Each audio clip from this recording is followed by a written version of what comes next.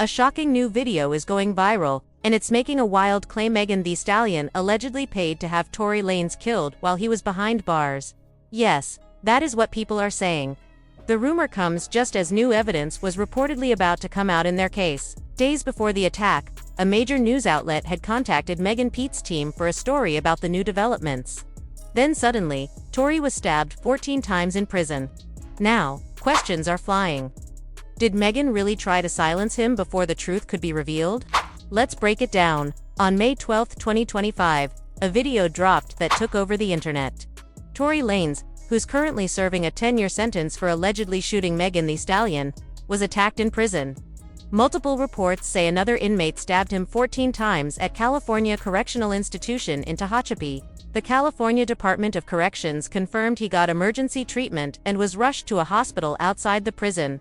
This was no small fight. Tory was hit 7 times in the back, 4 in his torso, twice in the back of his head, and once in the face. It was the kind of brutal attack most people do not survive. Tory Lanez was left with serious injuries, including collapsed lungs, and had to be put on a breathing machine. Still, according to his lawyer Jose Baez, who spoke to TMZ, Tory is staying positive and is expected to recover. But here is where things take a wild turn. As soon as news broke about the stabbing, social media exploded. People started pointing fingers, and Megan Thee Stallion's name was suddenly trending, not for her music, but for possibly being involved in what happened. Tory's supporters flooded the internet with theories linking Megan and her team to the attack. One post on X, formerly Twitter, claimed Megan and Jay-Z should be held responsible for the situation Tory is in. That user even said Jay-Z helped cover up the truth to protect his artist, and that Tory was stabbed because of a crime he never committed. Another person made a bold accusation, saying Megan was actually the one who pulled a weapon during a drunken fight in Calabasas, and then pinned the blame on Tory.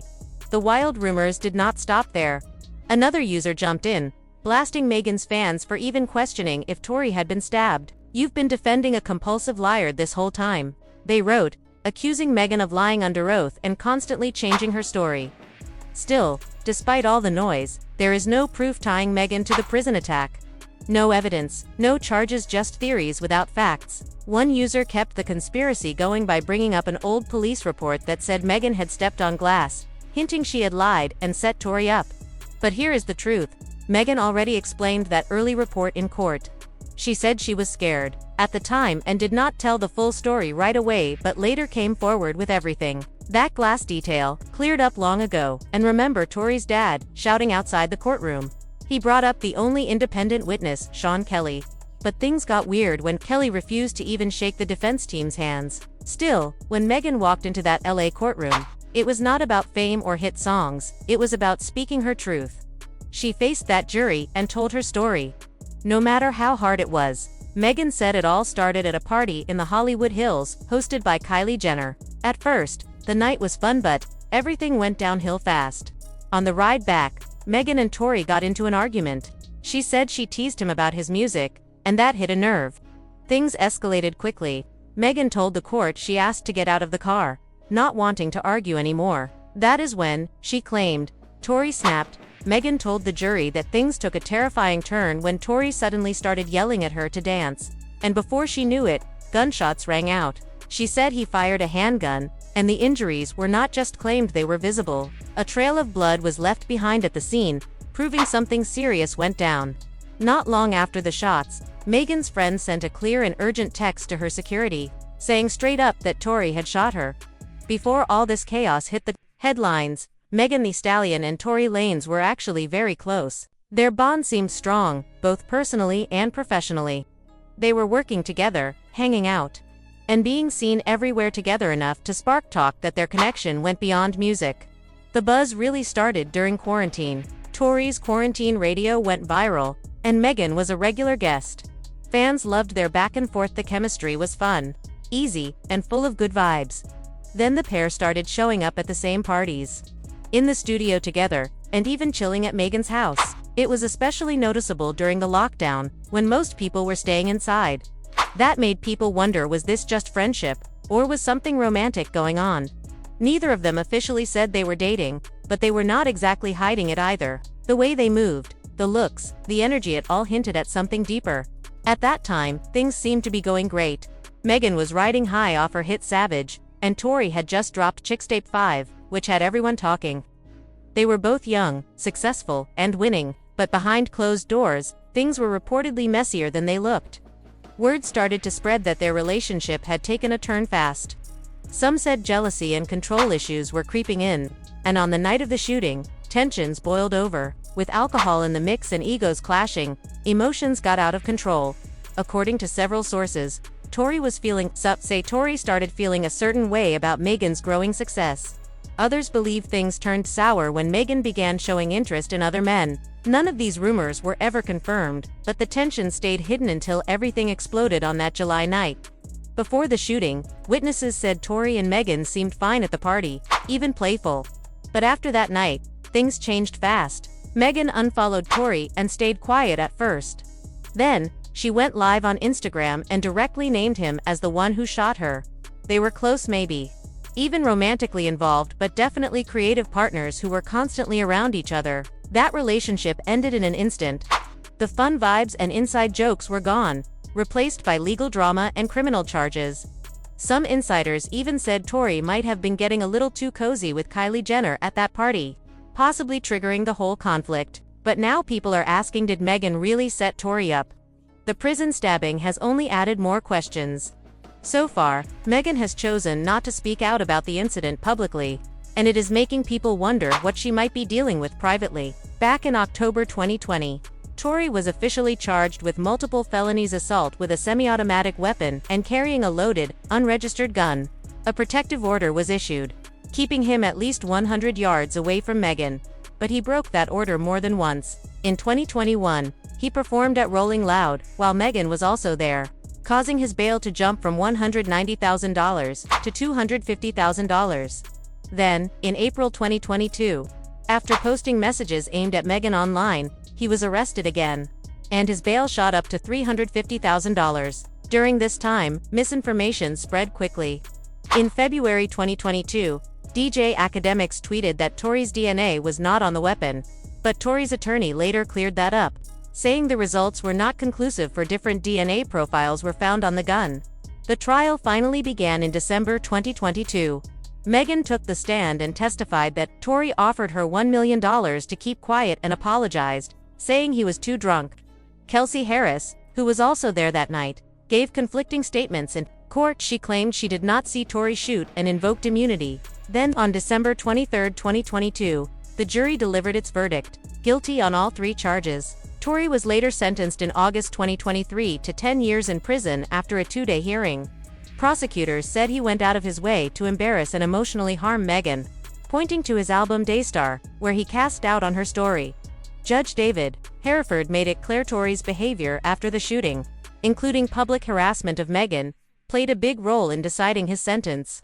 Tory's defense team tried to shift the focus. They pointed out the DNA evidence was not clear, with 4 different contributors found on the gun. They even suggested that Kelsey Harris, Megan's friend, might have been the actual shooter. To add doubt, they also brought up Megan's first statement about stepping on glass, hoping to challenge her credibility. Throughout the entire case, the hip-hop world was split. Some well-known voices like JoJo, Tarana, Burke, and Chance the Rapper stood by Megan, openly criticizing the harassment and disbelief she faced. At first, 50 Cent mocked her story, but after the trial evidence came out, he issued an apology. Meanwhile, others like Drake and Iggy Azalea seemed to lean in Tory's favor.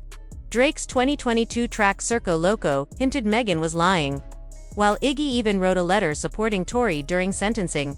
Even while serving his prison sentence, Tory kept fighting the case. His legal team filed several appeals, including habeas corpus petitions, claiming he was innocent and arguing that some evidence was mishandled.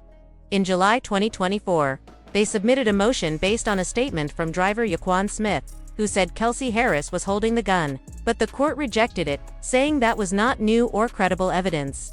Despite these rulings, false rumors kept spreading online. In October 2024, DJ Academics and others posted fake news claiming Tory had been cleared by an appeals court. That was not true, and Megan's attorney, Alex Spiro, quickly responded with legal threats against those spreading the lies. So how did this all begin? Let's go back to the start. The date was July 12, 2020. The world was still in pandemic lockdown when one night in the Hollywood Hills changed everything for Megan and Tory. It started at a pool party at Kylie Jenner's house. After the event, Megan Thee Stallion, real name Megan Pete, left with Tory Lanez Daystar Peterson, her friend Kelsey Harris, and Tory's driver, Jaquan Smith. They all got into an SUV and that's when things reportedly went south. According to court records and interviews, an argument broke out. Megan later said in an interview, "We fuss about silly stuff all the time, but I never raised my voice like this." She described it as one of those moments that got out of control fast. She testified that she got out of the car, and that is when Tory allegedly began shooting at her feet. In her words, "I get out of the car, and everything happens so fast. I hear this man screaming, and he's like, 'Dance.' Then he starts shooting. I was just like, oh my God." At first, Megan told police she stepped on glass.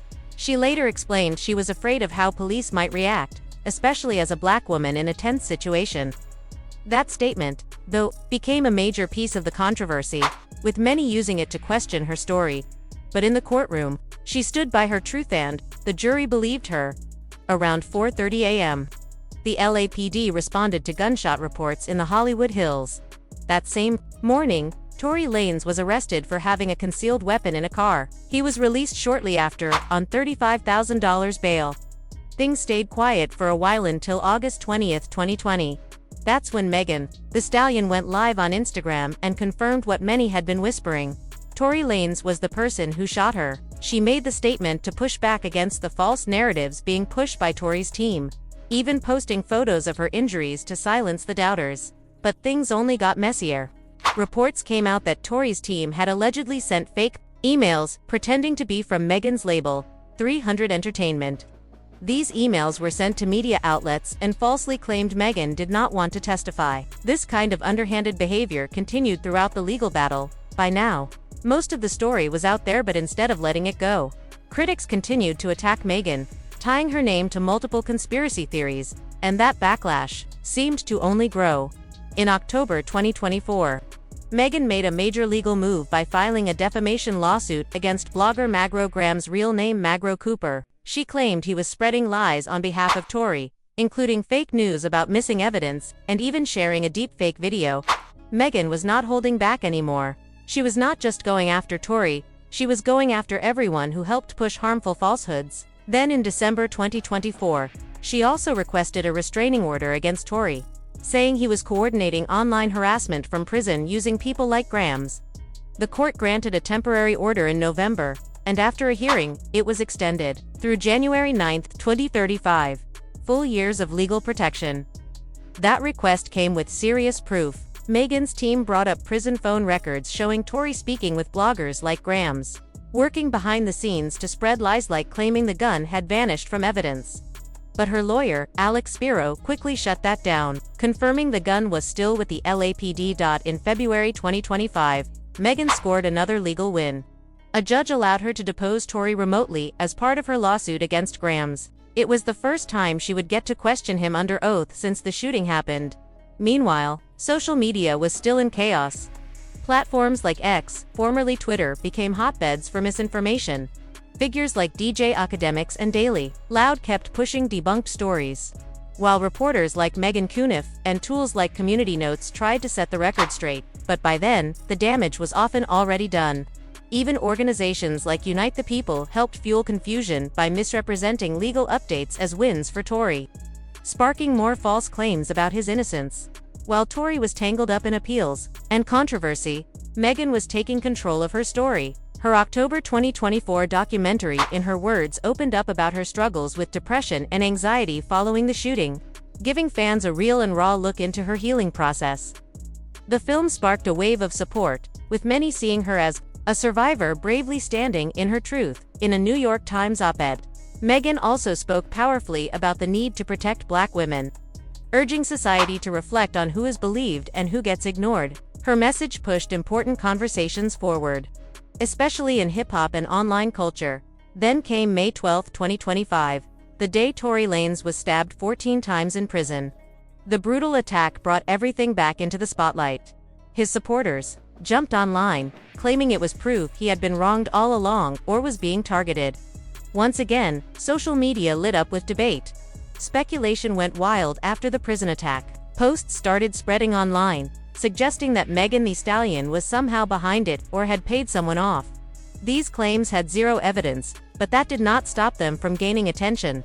It shows how fast rumors can spin out of control, when the public is already split and emotions are running high. Some posts even exaggerated Tory's condition, falsely claiming he was on life support or had been stabbed in the head twice. These reports gave the impression that he might not survive, which later turned out to be untrue. Tory was hurt, yes, but he was breathing on his own, and not in the critical state some made it seem. The intense nature of this case has turned it into a perfect storm for biased storytelling, especially from Tory's side.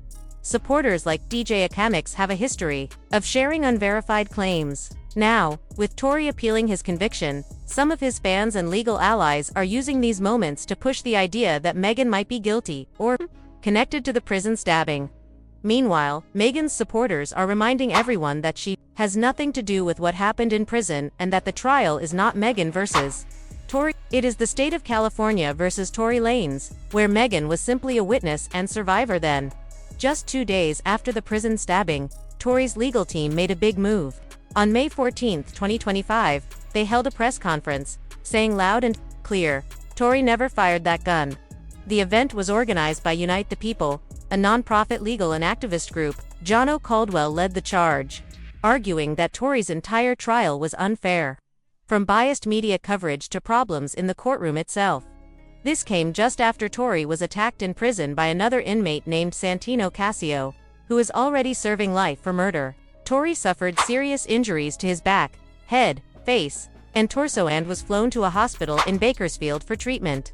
His father, Sunstar Peterson, spoke out, saying things were so bad it required emergency airlift, and he called on California Governor Gavin Newsom to intervene. Unite the People's CEO, Caesar McDowell, said enough, was time to bring Tory home. Attorney Walter Roberts then stepped forward with a new version of what happened that night in 2020. According to him, it was not Tory who fired the gun.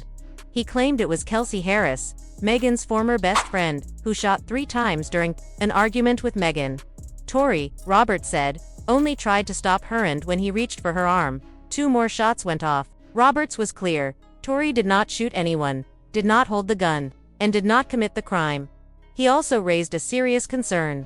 There were 3 people in the car that night, but only Tory's DNA was tested, though the gun had unidentified DNA on it. He called that a huge red flag. Diana London, who leads the Secret Weapon Agency and has worked in Congress on justice reform, also spoke out. She said the whole case felt wrong and believed Tory was locked up for something he did not do. "This is not about clout," she said. "It is about fairness." She emphasized that Tory was not asking for special treatment, just equal rights. London said the justice system failed, and when courts fail, people lose trust. She called the evidence weak and said it was time to take a deeper look. Supporters of Tory Lanez continue to remind the public that in the U.S. justice system, guilt must be proven beyond a reasonable doubt.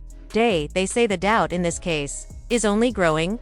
Journalist Jono Caldwell added fuel to the fire with new findings. He revealed that he is writing an op-ed for the New York Post and believes the real problems started with former Los Angeles District Attorney George Gascon. According to Caldwell, Gascon added extra charges, or enhancements, to Tory's case, something he rarely did with other defendants, and he did it despite the case having weak forensic evidence, conflicting witness stories, and no prior criminal record for Tory Lanez. Caldwell also raised concerns about how the evidence was handled. He said multiple people had gunshot residue on their hands that night, yet only Tory was thoroughly tested. DNA from the weapon did not match Tory's, and experts said there was only a 0.01% chance he ever touched the gun. Then there's the mystery surrounding Kelsey Harris. Caldwell questioned why she chose to plead the Fifth, when no one had officially accused her of anything, and why she was granted immunity if there was nothing to hide. That move left people with more questions than answers.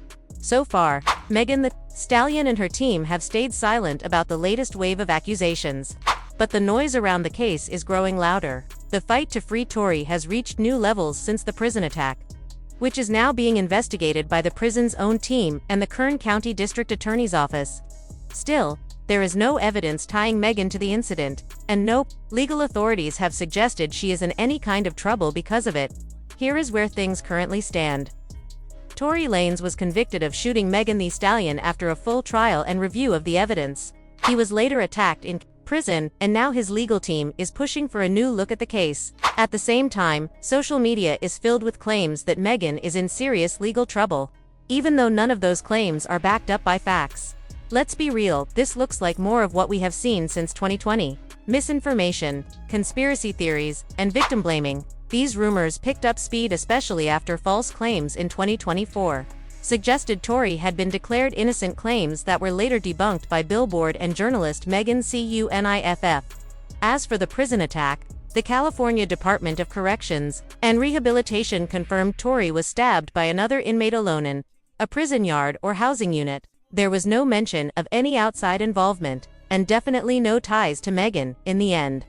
This may just be another case of the internet doing what it does best, spinning wild theories around a real event.